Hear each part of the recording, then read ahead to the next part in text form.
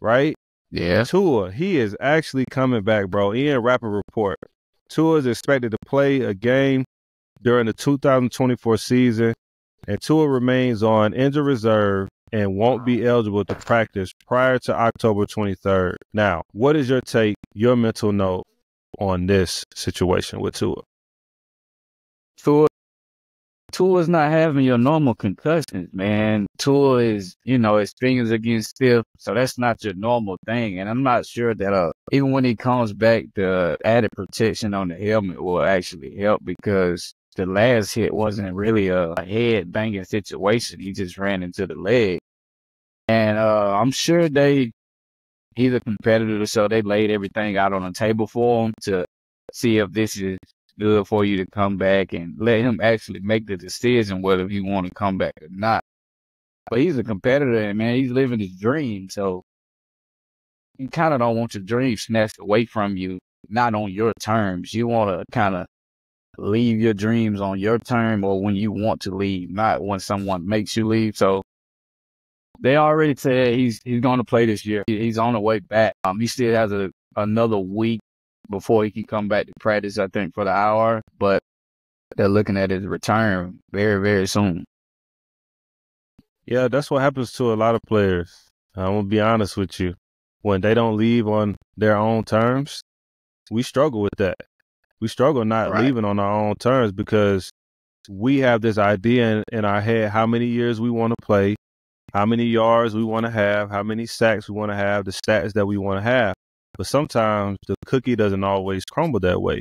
So for me, I think it's truly important for us to take really ownership of our bodies and our minds, because later on, when we are doing stuff with our kids, when we are walking our daughters down the aisle, we want to be sane when we're doing that. We want to be present when we're doing that. We don't want to be vegetables and not being able to do things.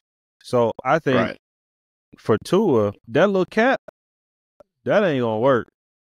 It ain't gonna help either. I don't believe that helps. I don't think it does anything. It doesn't make you, or it doesn't really help you get less concussions. Maybe it's a mental thing. Maybe it's a mental thing. I think for the league to put that on and say that they can wear them in games, okay, I believe that it's okay. Maybe they do help.